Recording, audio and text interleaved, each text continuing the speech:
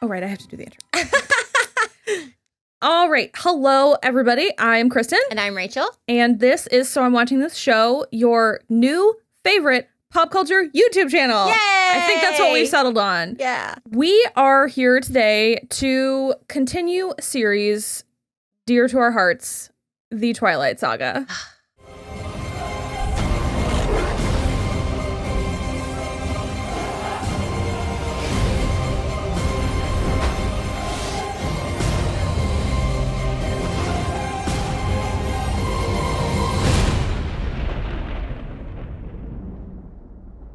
We are back with New Moon. That's why Rachel's here. She's the one that introduced us to it in the first place. It was not on my radar remotely. No, and this is like the anniversary of, it would have been last weekend, but when I was here last year, when we talked about Twilight last year, which is kind of like a fun thing, and I live here now. She does, and it's also, that was fall, because I'm wearing a sweater in those pictures. Yeah, it was Halloween. So it's also roughly the anniversary of the actual premiere of the first movie, too. So, yeah, we previously talked about the first Twilight movie. Ugh. Yeah. And that was about a year ago. If you want to look for that, we'll put a link in the description. Rachel is covered in glitter. I am, yeah. And for the sake of the art and for the views, literally, we've like filmed an intro, totally fine, watched the movie, came back, and it was head to toe. Yeah, iridescent glitter. I itched so badly, and I had a glitter in my hair for like days, weeks after that. No, weeks. Yeah, because it's longer. like, I mean, basically my essence is just sequins and glitter. I just kind of like drop them around wherever I go. Actually, Lil found a sequin on the living room carpet the other day. That was my essence. Yeah. So, okay, this movie picks up pretty closely after the events of the first one. It's the new school year, I think. Yes. But it's not in the future. The whole movie takes place within 2 years. Or the whole series of books takes place within 2 years. So how do you feel about New Moon in general? Like the book and then the movie? It wasn't my favorite book. Okay. I want to say that my favorite book was Eclipse. Okay. But I liked it a lot. And I mean, I'm fairly certain I've read it like 3 or 4 times. By far, just an amazing tonal shift from the Twilight movie, the first Twilight movie, and then this is just like complete music to my eyeballs and my ears. Yeah. It's not quite as green when you look at it. No, and it's not, I don't have to like shift my head to like kind of like catch up with it. And the soundtrack fucking slaps. Yeah. I think that's one thing that everybody can say is sort of unimpeachable for the Twilight franchise in general, is that all of the soundtracks pretty much slap. Oh yeah. Well, I don't know how far you got into the Twilight universe as I did, but when I was working at BB&T, I'd be at my teller station, and I'd have my computer, and I'd have up like my banking screen, and then I would have Perez Hilton open. And I did that too. Yes, and then the Stephanie Meyer blog. Okay, I did not get that deep into it. So she is obsessed with Muse. Sure. And so she actually made her own, like, if she had to score it, she would make playlists for what she wanted for the movie. Will does that? Yeah. So, but she would have that for like all of the books, and so then get on iTunes, because this is before Spotify, and I'm like, oh God, I'm going to spend so much money on music that's probably not going to be in this movie, and I don't care for Muse. Oh, okay. Which I like some of their stuff, but someone in my life previously really was like thrown off that I didn't like it because it's so theatery. So why don't you like it? But that's not, I mean, there's not a catch-all for that kind of thing. I saw them live. They were great. Fine. It was fine. Good. Yeah, had a good time. That's fine. So similarly, this is not my favorite of the books. My favorite book is actually, it's a toss-up, because I really think that the way the first Twilight book describes first love. Oh, spectacular. Perfect. Oh, yeah. It's so exactly right. But I love Breaking Dawn. Oh, yeah, that's a good one. It's really good. And it's so chunky. It's so fat. Actually, I should have brought my New Moon, my copy of New Moon in here. So I remember when it came out, because it was not released yet when the first movie. And so like I was waiting for it because I had stolen Will's first one and then immediately gone back to Barnes and Noble to get New Moon and Eclipse. And then I was like waiting for Breaking Dawn, and I went and bought it, and it was amazing. So were you at a midnight release party of Breaking Dawn? No, I was. I never even did a midnight release for Harry Potter. Really? And I was not for the books. I was way more into the Harry Potter books. Oh, gotcha. Than I was into Twilight. Okay. But we went like immediately the next morning, but we didn't go at midnight. We were here when the Deathly Hallows, me and our other friend were here visiting, and Will would not have stood for that to go to wait in line for a Harry Potter movie. It was so fun. Yeah. Like, I was in, I'm pretty sure I have a picture of it still, but I was in my Mrs. Cullen t-shirt. Sure. Yeah. And there was like a party at the Barnes & Noble, like all that. It was some of the best people I met were at like a midnight release thing of like a movie or a book. Yeah. So it is also not my favorite of the movies, which is reserved for, again, both Breaking Dawns. Because the first one and the second one, they are tonally different as well. But I think that they are both the most fully realized of book to screen. But I will agree with you that sitting down for this movie, I was so pleasantly surprised that it wasn't as bad as the first Twilight. That being said, I want Kristen Stewart and Robert Pattinson to be in a different movie together. Yes. Like, I want them to be in a movie together now, where it's not about a romance. Or even maybe it is. I feel like they could realistically pull off a romance now that they're not really dating. Probably. And now that she knows she's a lesbian. Yes, absolutely. And that she's out and everything. God, it just every time they go to kiss, and it's just like, oh, you're such a lesbian. Oh my God, I'm so sorry. And this is nothing against Kristen Stewart, even... We all know how I feel about Kristen Stewart. We got it. See our Spencer trailer reaction. Please don't leave me alone. She's perfectly fine. It's just not that role. Look, anyway, we're going to see Spencer, and I'm going to make Rachel see it. And I want to see it. I'm going to make Rachel tell us what she thinks about it. Yeah. So, because apparently she is the second coming of a Meryl Streep in this movie. I don't understand. Regardless. For me, it's the way that she holds Robert's face. Even her own face. Sometimes. Yeah. She's always very like... And I'm just kind of like, it's because you don't like him. And I'm so sorry. And it just, I mean, more for me. Yeah. But it just, ooh. But, and to that point, I like Kristen Stewart so much more in this movie. Well, I should say I like Bella so much more in this movie. Because Edward's not around. That's the thing, which we also discussed during the movie, is we're not having to watch this, like, marionette show of attempted chemistry between the two of them. And I think it's a much more interesting chemistry dynamic between her and Taylor Lautner, who is not up to par acting-wise with the two of them, but it's such a different chemistry, and it's such a refreshing friendship-based chemistry that's like less life or death of stakes and everything. So the Bella and Jacob stuff in this movie not only blessedly is removed from Edward completely, but it's a lot more playful and it's a lot more fun. And Kristen Stewart and Bella get to show some personality. And so like all of that is really fun in a way that the first movie is so dour, because it's just like, will I love you? Will I love you so too? Much. Yeah. So much. And then I just love that, like, even though the Romeo and Juliet of it all is smushed in our faces immediately, how quickly we move on from that. Like, I mean, the suicide stuff that is still there, like, undercurrent wise is whatever at this point. But I'm just, I couldn't watch the whole time just being like, I love you so much. I want to die for you.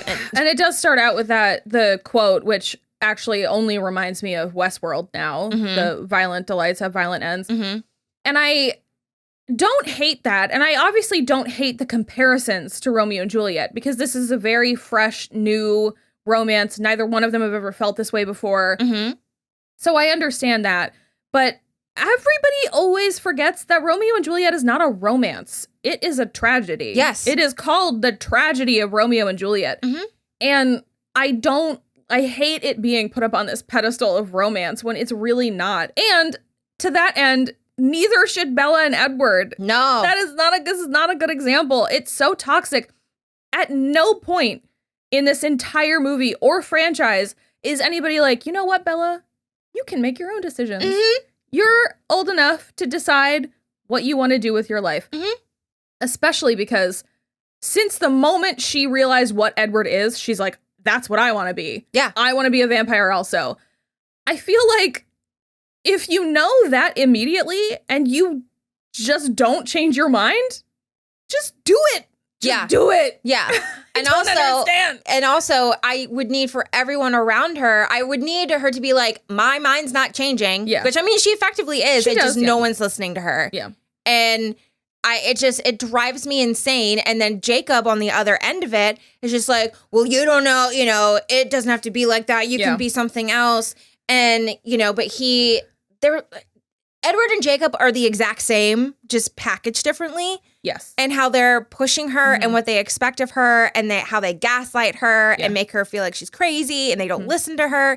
And make her feel like she doesn't have any agency, which, I mean, you can argue as long as you want that, like, Bella as a character has no agency because it's written kind of that way. She's pants. She is pants. Yeah. We have discussed this before. But I think what annoys me specifically is at the end when when Jacob is like, I won't let you. Yes. And I'm like, motherfucker, you can't let me. I can. What? What are you going to do? Yeah. How are you going to stop it? I don't understand. So that's, I guess, all to say that once Edward leaves, this movie picks up steam for me. Yeah, it really does. And even though, Bella is she's acting out to have these visions of Edward, at least she's having fun. She is having fun. She's riding motorcycles. She's interacting with sketchy men. She's jumping off cliffs. It's great. I do think the jumping off the cliff thing is one of the most offensive things she ever does. Because I guess I don't know that it, like, goes through her mind that Alice can see her. But that's how Esme killed herself. I know. Oh, I just got chills. And I didn't put that together. Yeah, because it was like her husband was abusive and she lost her baby. Yeah. And so she jumped off a cliff to kill herself. And I'm like... my hair is standing up on end. Like, Alice wasn't with the family yet when that happened. Right. But, like, Carlisle and Edward... If Alice were like, oh my God, Bella jumped off a cliff, I think they both would be like, Like, and Esme too, for that matter. Regardless, it always kind of struck me as weird because, like, after you find out about Esme, because that's not for a minute. I don't think you find out about her in this book. No, I don't think we find out about that until Breaking Dawn. Like, it's like way late, I think. Yeah. So that leaving that aside, I understand why she does it because she's like, whatever. But we also still have Victoria and Laurent in this one. I agree with you about Rochelle Lefebvre. I wish they would have made it work with her for the third one. She's so good, and her hair is so pretty. Amazing. She's got such good hair. She's on a really early episode of Bones. Oh, really? It's like her hair it's always like that. It's just there all the time. It's amazing. God, what's that like? I know. my hair's just dirty. I can't imagine having that much hair. No. It seems like it would be amazing. Yeah. So the thing about this movie that is my favorite thing that we get is the Volturi. Oh, yes. I love the Volturi so much.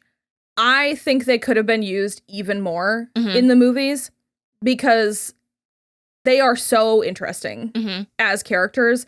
And we have talked previously about how maybe not poor, but how misguided a lot of the casting choices were with the main characters.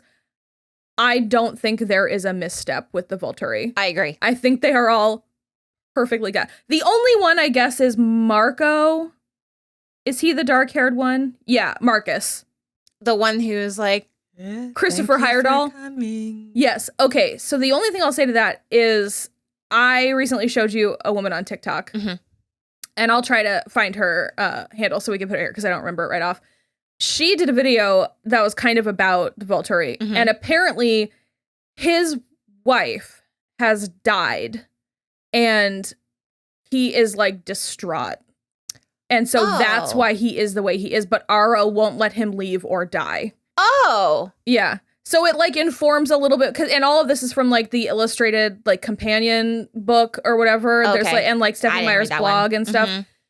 So Christopher Heyerdahl is the only one that I think is like not totally cast, but having learned that piece of information, I'm like, oh, that's why he's so nothing all the time. So that makes it a little more interesting. I think by far the best casting choice, I'm going to say in any movie in existence, is Michael Sheen as Aro. We need to insert that, like, the weird giggle, laugh, scream, shriek that he does just for right here. I love Michael Sheen. I have loved Michael Sheen since before I knew who Michael Sheen was. Like, once I recognized him as, like, a person that I enjoyed, I would, like, go back and notice him and stuff I'd seen before. I'm like, oh, I've liked him a long time. I think he's fabulous. He has, like, a really fun divorced relationship with Kate Beckinsale. They share a child. Yeah. It's really cute.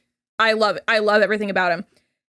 There is something so delightfully unhinged about his performance as Aro, and it is the highlight of the remaining movies.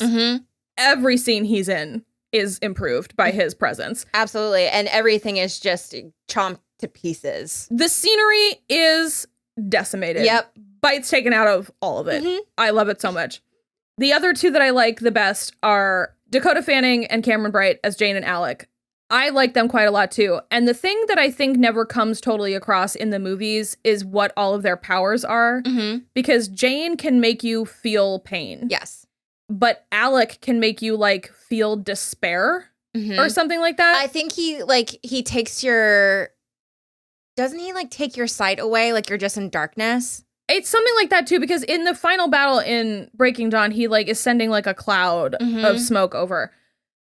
Either way, I think that should have more of a button put on it. And I love it. And also, Dakota Fanning has almost never looked better than with that updo and the red eyes. Oh, my God. It's so good. And she has a fuller brow, and you can tell. And inspired makeup. So good.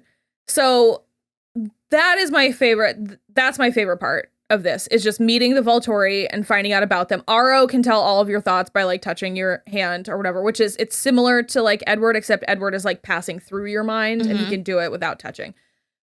I don't remember if Caius and Marcus have special powers or not. I don't remember, but I feel like they must. I just think they're not as flashy then. Yeah. And they don't really utilize them in the battle, to my knowledge. So moving on from that, my favorite part of this movie, we can talk about my least favorite part, which is that I don't like any of the werewolves. Not a single one. I kind of like Emily. I'd like her a lot more if she had more story like she did in the books. Yeah, I agree. Yeah. Yeah, I feel bad. Like, there's really nothing to say about them except their acting is very stilted, but that's just a brand, I guess, for this particular franchise. Yeah, I mean, they're all just, like, babies, too. And, like, I had forgotten that Kristen Stewart was 19 filming this. And so I feel like that actually makes me grant her a lot more leeway. Yeah. Because, again, the werewolves in the books are interesting. But the books give them more time to, like, settle into their personalities and stuff.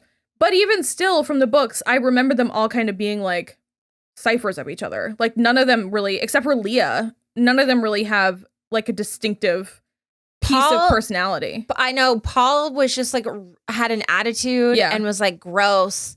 And then, what's Leah's brother's name? Seth. Yeah. He has kind of because he's the littlest one. Yeah. He was like 14, right? Yeah. So there you go. I mean, really, the only one you can think of is Paul, or that I can think of is Paul. And then what is Emily's fiance's name? God, Sam. There you go. Yeah. Really doing a bang up job remembering all these wolf names. You have him, but he's just grumpy. Yeah. And you, like, put upon to be the leader or whatever. But like, I don't know. I encourage you all, like, if you are interested in the movies, like, at all, read the books too. Yeah. Because the books are so good. The plotting is better than the movies, but the writing is not good.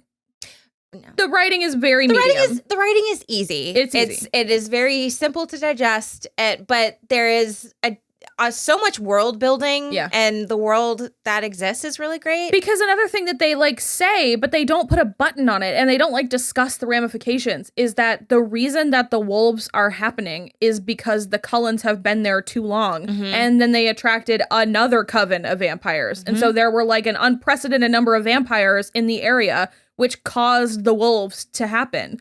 And so that is something that's very interesting to me. And I wish that they like hit on it. Yeah. And, I mean, at the same time, I'm not sure Taylor Lautner has the chops to like bolster a scene like that. Yeah. But it would have been interesting for me. I agree. Yeah. I do want to talk about what might be the funniest scene in all 5 movies, which is the scene at the movie theater. Face punch! Punch faces! First of all, everybody bitches out except for Mike and Jacob, which is very funny. And then Bella refuses to go see a romantic comedy called Love Spelled Backwards is Love, which is also so funny. Yeah. So funny.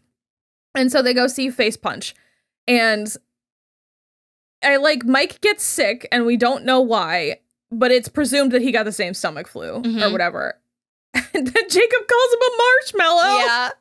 Oh, but even before he runs out to go puke, Bella is sitting in the center and she's flanked by both boys and they both have their hands out expectantly. And just, I kind of like mourn the days of going to the movie, like the movies with like a new date and like whether or not you should like hold hands and stuff. And I don't like holding hands during the movie. No. It's like, it's then sweaty. I can't reach my drink. I can't get my chapstick if I need it. Yeah, no, I can't just like sit like this and mind my business. I want my own space at the movies. Yeah. Plus then I'm thinking about like, is my hand too sweaty and I'm not watching the movie? So, but it is hilarious. It's one of the better parts. And it also is one of the parts that is lifted directly from the book. Yes. It like verbatim. Blessedly. All of it is lifted directly. And I do like that because there are moments in the first one especially that are lifted directly, like lines of dialogue, and they are bad. Because there is a difference between reading something and listening to it come out of a human person's mouth.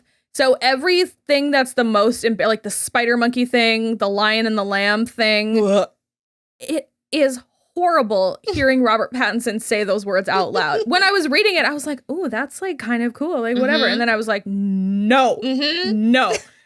I guess I don't have like a ton more to say. I like this one a lot better. I don't know how much more I like even have to like dissect about it. Yeah, same. I just enjoyed it. Yeah. Ever since they became available on Netflix, I've kind of turned them on here and there. Yeah. And I do enjoy them. They are an easy watch, especially if you have other stuff you want to do. They are very serviceable. We were talking about this with like if the fault is with the director. Sure. And the direction, because these are good actors. Like they are able to produce good things. So why are these movies so bad? Yeah. I mean, there are like 8. I'm going to like put my foot down on 8. There are like 8 excellent actors in this movie. People who we know are excellent. And I am leaving Anna Kendrick out of this because she's amazing in this movie. Oh, yeah. She found her light and she stood in there. She's stuck in there.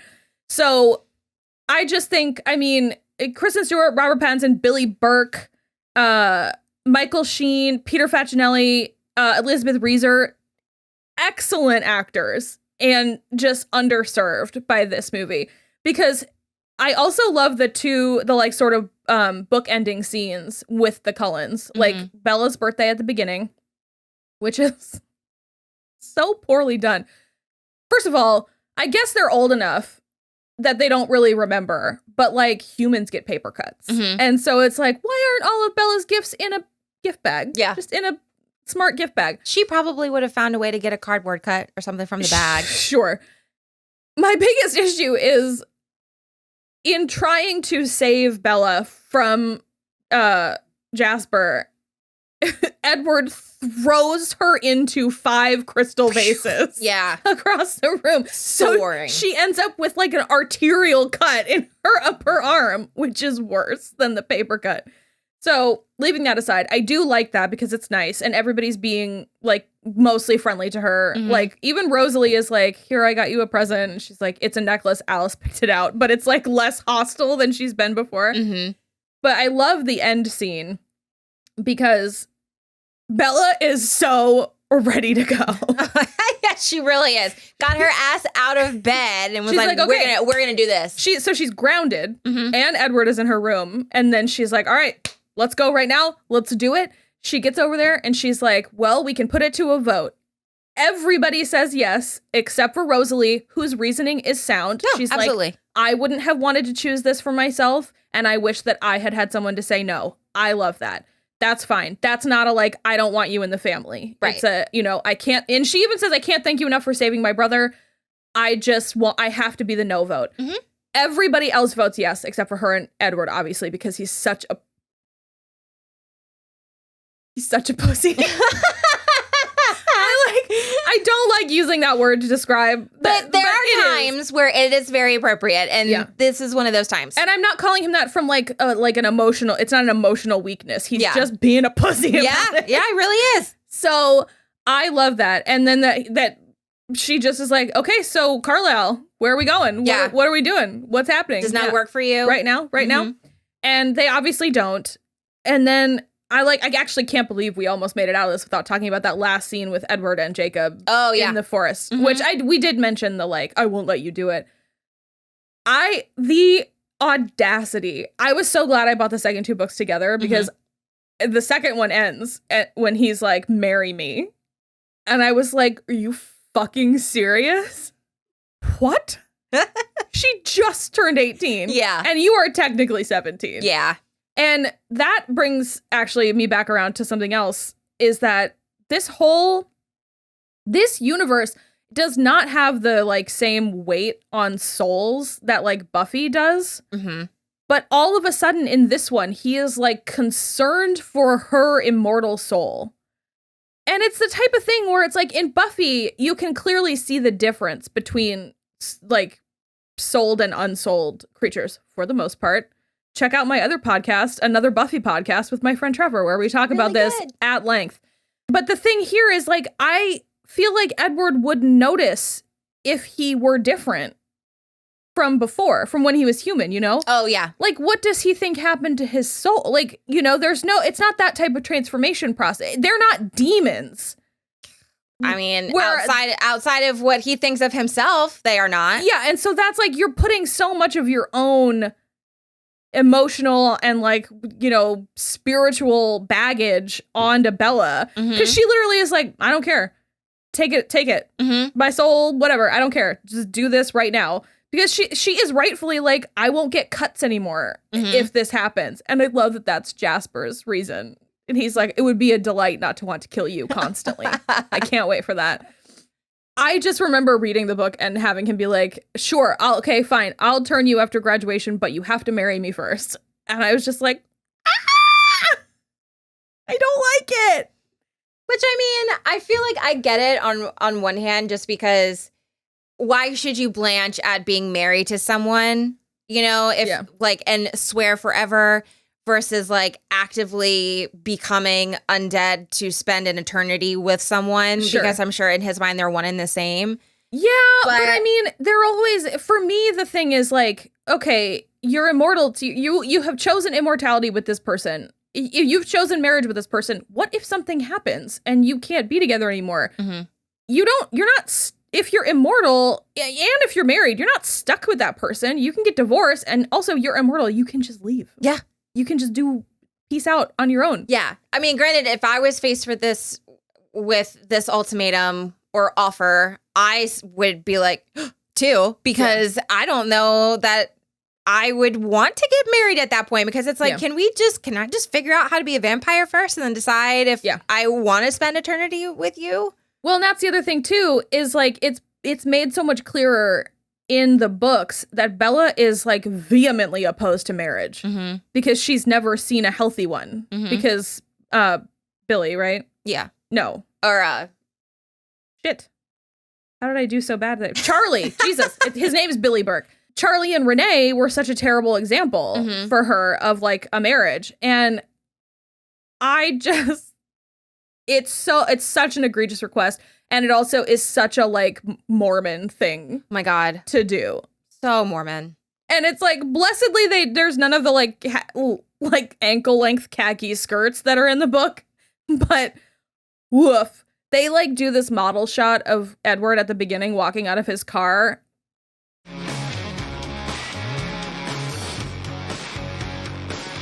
He is just wearing pants and a t-shirt. But I mean, he is wearing a pants and a t-shirt. t-shirt. I'm not arguing he's not hot, but it's like there's no excuse for that model shot of him walking across the thing. And then the rest of the movie, he is just in blazers and suits the whole time. Yeah, well, so she's imagining, every time she like imagines she sees him, it's in the outfit that he last wore when they were together. Until the end, where he is like doing his best impression of Hugh Hefner in that stupid robe, that red, oh my gosh, horrible robe that he's in for like the last 30 minutes of the movie.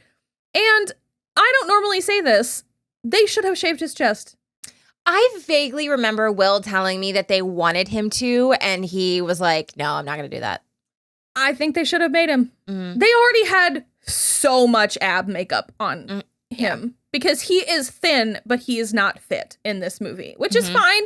I'm not judging that. But with all the white makeup, all the white paint makeup, and then the like painted on abs, his like natural Robert Pattinson chest hair looks stupid.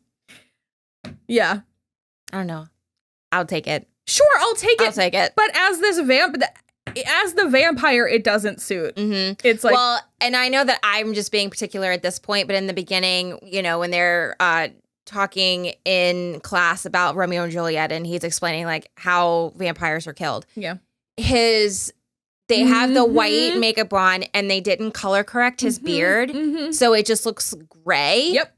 I'm like, you needed to add some peach there, guys, to balance out the color of the hair. It's like that again at the end because he's supposed to be sort of emaciated too, like he hasn't eaten in too long, but and is like the dark under circles. But it's like they put a lot of like different colors on his face and then didn't blend any of them out, so they all look bad. Yeah, and it makes him look sick, I guess, but it makes him look like he was sick and then put on too much makeup. Yeah, let me just add some concealer. It'll be fine. It's fine. He pulled a Jennifer's Body and just smeared it all over his face. Now I think I'm actually mostly done. Okay. Do you have final thoughts? No, I really liked it. As much as one can like the Twilight movies.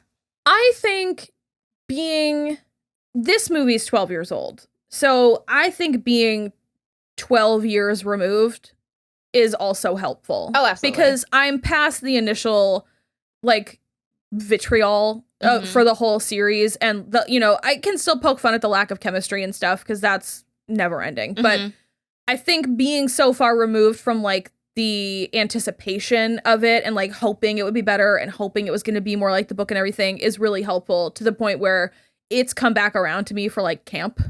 So like now it's like fun to watch. Oh, I completely agree because it's all part of the fun now. Yeah. And so you just kind of accept it for what it is. Also, I was reading the trivia on IMDb and I thought it was actually so nice because as we all know, Robert Pattinson hates these movies. Hated the experience, hated doing it, hates them to this day. But there is a piece of trivia that says in 2019, Robert Pattinson said in an interview that he had recently watched New Moon on television and had reminisced about the series and the good memories he has of it. He also said that he thought the soundtrack was ahead of its time. And I was like, I'm so glad he found like a silver lining. Yeah, finally. It just makes me feel much better. Absolutely. Because I mean, I would feel guilty liking and loving something knowing full well that the actors were like, I fucking hated every second of it. Yeah, which is a huge reason why I don't like The Shining because they were really mean to Shelley Duvall. Oh, yeah. Yeah. I think that's pretty much it. Actually, my favorite visual in the whole movie is when they close in on the painting of the Volturi and they start moving, but they're still painted. It's very cool. It is very neat. It's a really neat visual. So, yeah, I think that's mostly it. I actually am coming out in a way more positive light as we rewatch these movies. Same. I was thinking about that when we were watching it and comparing to how I felt last year when we talked about it last time. I'm feeling a lot nicer feelings towards it. Yeah. And I just really enjoyed myself. Yeah. Watching it. So I'm excited to keep going. Yeah. For sure. Me too. Yay! We will potentially be coming at you with Eclipse and Breaking Dawn Part 1 and 2 sooner than a year from now. Yes. So we'll probably... Since I live here now, it's going to be a little bit now faster. we don't have to wait. Yeah. So yeah, we will probably be coming at you with those a little bit sooner. So yeah, okay. Well, as we mentioned, these movies are all on Netflix for now. Definitely check them out if you haven't. Like Rachel said, read the books. Absolutely. Or I was going to say or listen to them, but the narrator on the audiobook is bad. Oh. Why? Is there a curse? I don't know. Like, we can't retell the story outside of literary form? No. Oh, my goodness. I don't like the narrator. I'll tell you exactly why, too. Do you remember in the first book how the prologue begins? I never really thought about how I would die. Yeah. The way that she delivers it is like, I never really thought about how I would die. And I was like, this is not Curb Your Enthusiasm. What are we doing? And I listened to like the prologue and I was like, nope. And I was just like, I'm going to just keep reading this with my eyeballs. I've only ever attempted to listen to an audiobook, I think once, and I hated every second of it because like, no, that's not how I would do it in my brain. Yeah. So yeah, just rather do the work myself with my eyeballs. Exactly. So yeah, check it out. I think especially if you didn't like it, you should give it another whirl. I agree. Now that we're culturally removed from it and Robert Pattinson and Kristen Stewart keep getting, French Oscars and shit, I think we can all accept it. Yes. So, yeah, other than that, you can follow us on Twitter at soimwatching. Oh, where can we follow you? You can follow me on Instagram. I'm at Raenutt, RAENUTT. Yay. And then you can follow us at soimwatching, Instagram at soimwatching this show. We have a website, soimwatching.com. We have a Patreon, patreon.com/soimwatching this show. Cashapp, Venmo, coffee, all at So I'm Watching, $, So I'm Watching. And then other than that, just like and subscribe. And that's it. Bye. Bye.